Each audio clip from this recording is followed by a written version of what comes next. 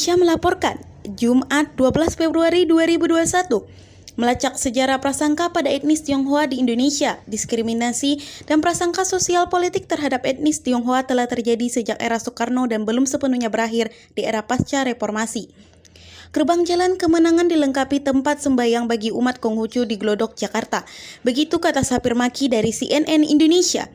Nasib etnis Tionghoa di Indonesia tak bisa diukur dari satu waktu. Setiap era kepresidenan di RI punya produksi wacana sendiri mengenai keberadaan kelompok masyarakat tertentu di Nusantara. Ragam pandangan itu melahirkan kebijakan yang akhirnya memengaruhi nasib Tionghoa di Indonesia dari masa ke masa. Era Soekarno menempatkan etnis Tionghoa dengan aktivitas perekonomian terbatas. Hal ini diatur lewat peraturan pemerintah PP nomor 10 tahun 1959 tentang larangan bagi usaha perdagangan kecil dan eceran yang bersifat asing di luar ibu kota daerah Suantara tingkat 1 dan 2 setara karesidenan. Pengamat kebudayaan Universitas Pelita Harapan Johannes Herlijanto berkata PP itu pada dasarnya berlaku untuk semua warga negara asing di Indonesia. Namun dalam praktiknya PP tersebut sering disalahartikan untuk melarang etnis Tionghoa membuka usaha seperti dagang. Ini karena pada saat itu kebanyakan Tionghoa adalah warga negara asing. Pada 1955, Presiden Soekarno menyepakati perjanjian Dui kewarganegaraan dengan Cina. Etnis Tionghoa bisa memutuskan menjadi warga negara Indonesia atau WNI. Namun karena prosesnya memakan waktu lama, banyak yang masih tercatat sebagai warga negara Cina atau Tiongkok.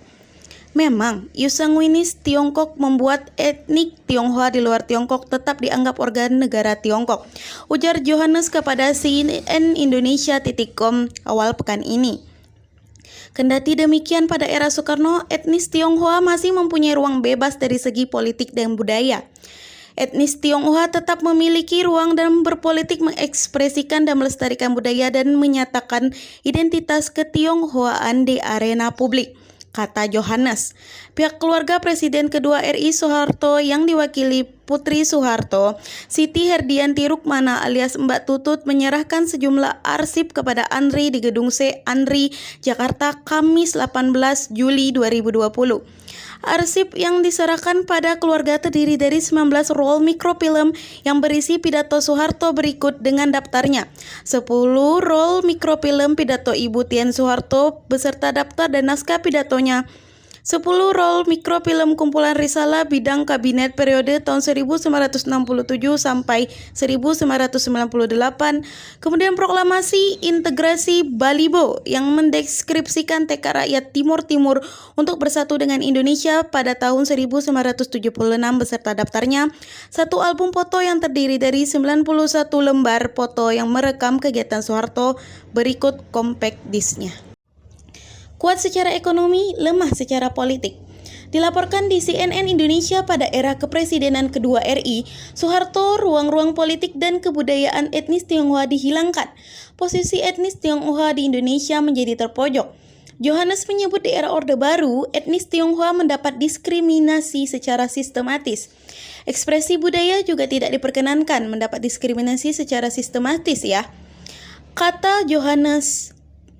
Pada 1967, Soeharto yang saat itu sudah menyandang status pejabat Presiden RI mengeluarkan instruksi Presiden Inpres nomor 14 tahun 1967 tentang agama, kepercayaan, dan adat istiadat Cina. Dalam Inpres tersebut, aktivitas etnis Tionghoa Indonesia semakin dibatasi. Perayaan-perayaan pesta agama dan adat istiadat Cina dilakukan secara tidak mencolok di depan umum, melainkan dilakukan dalam lingkungan keluarga.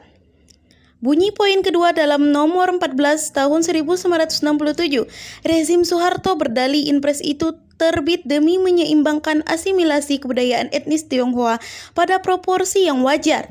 Namun Johannes melihat Inpres tersebut adalah upaya untuk menghilangkan budaya-budaya Tionghoa. Maksud dari asimilasi budaya, proses Tionghoa melebur sehingga ketionghoaannya tidak terlihat jelasnya. Ide itu tercetus dari salah satu seorang pengusaha muslim Tionghoa bernama M. Yusuf Hamka. Saat itu banyak warga Tionghoa yang tergerak hatinya usai melihat warung nasi pojok halal.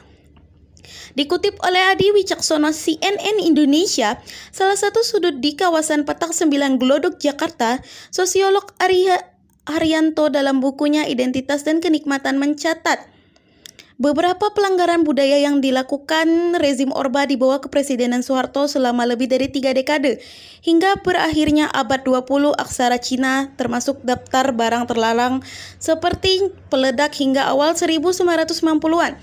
Senam populer Cina, lagu Mandarin di pusat karaoke dan penjual kue-kue Cina dilarang, tulis Alir pada bukunya. Tak terhenti pada Inpres 14 1967, Soeharto juga mengeluarkan surat edaran nomor 6/Preskap/6/67. Dalam surat edaran tersebut, etnis Tionghoa harus mengubah namanya menjadi nama yang berbau Indonesia. Bahkan saat itu ada badan khusus untuk mengawasi etnis Tionghoa seperti Badan Koordinasi Masalah Cina atau BMKC yang menjadi bagian dari Badan Koordinasi Intelijen atau BAKIN. Johannes menjelaskan pasca G30S, rezim Orba memang mempunyai sentimen sendiri terhadap etnis Tionghoa, sebabnya tak lepas dari adanya penyamaan etnis Tionghoa dengan warga negara Cina yang dianggap membantu PKI. Ada kekhawatiran komunis comeback, salah satunya kekhawatiran yaitu etnis Tionghoa yang memfasilitasinya, ujar Johannes. Kendali demikian selama rezim Orba, Johannes melihat posisi etnis Tionghoa terbilang unik. Di satu sisi mereka didiskriminasi, tapi di sisi lain dimanfaatkan penguasa dalam bidang ekonomi. Bahkan, pada rezim Orba pun tercatat pada sejumlah pengusaha etnis Tionghoa yang dekat dengan keluarga Cendana, merujuk pada nama jalan raya yang menjadi alamat rumah Soeharto di Jakarta. Sentimen terhadap etnis Tionghoa di Indonesia masih terjadi. Sebagian orang yang menganggap pakaian adat di pecahan uang Rp75.000 yang baru berasal dari Tiongkok.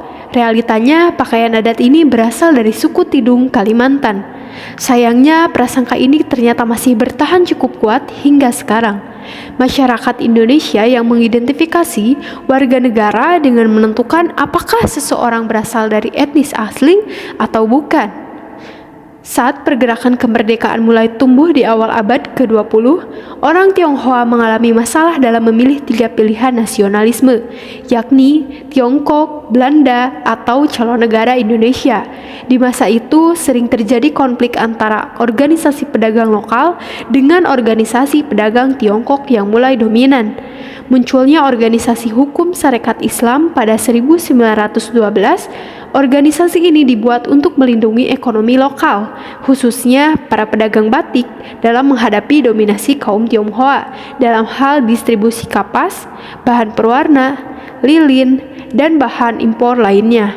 Persaingan ekonomi ini ternyata memicu konflik di berbagai daerah seperti Solo, Surabaya, Pasuruan, Lasem, dan Cirebon. Sejak inilah banyak peranakan Tionghoa yang mulai merasakan perubahan dari baik-baik saja dengan masyarakat lokal menjadi penuh prasangka dan kebencian. Sekian informasi kasus prasangka sosial yang kami sampaikan. Terima kasih.